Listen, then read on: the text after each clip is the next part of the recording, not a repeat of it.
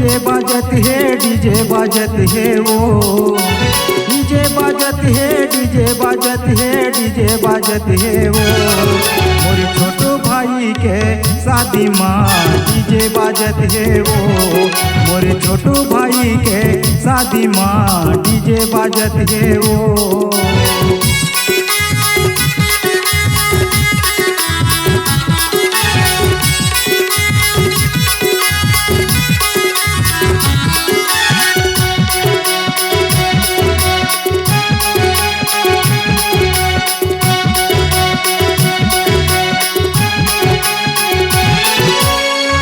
घर माया ये टूरी दिखत ये टमबम, भैया के सारी अटल कुंवारी हवरिया बड़झम, भैया के सारी अटल कुंवारी हवरिया बड़झम।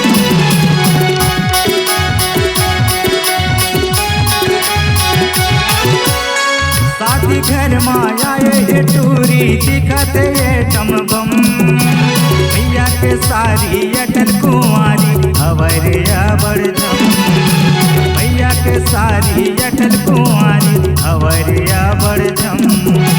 डीजे बाजत है, डीजे बाजत है, डीजे बाजत है वो, डीजे बाजत है, डीजे बाजत है, डीजे बाजत है वो। मोरे छोटो भाई के शादी माँ डीजे बाजत है वो, मोरे छोटो भाई के शादी माँ डीजे बाजत है वो।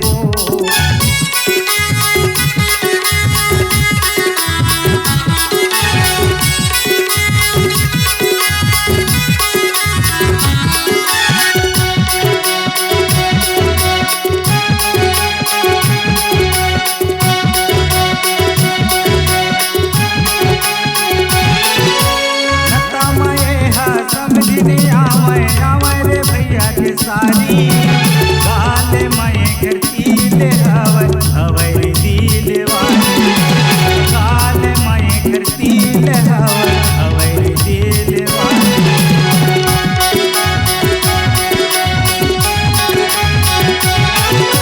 लता मैं हाँ समझने आवे रे भैया के सारी गाले मैं करती ले हवर दिल वाली, गाले मैं करती ले हवर दिल वाली।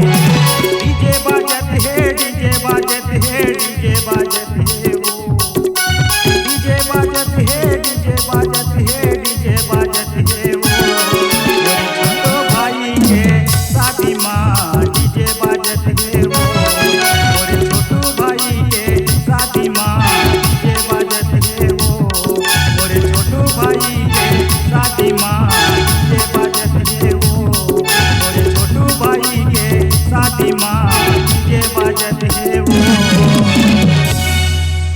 Multi track digital audio recording के लिए संपर्क करें RKK स्टूडियो, दामापुर बाजार, जिला कबीरधाम, छत्तीसगढ़। मोबाइल नंबर है 9981298879। धन्यवाद।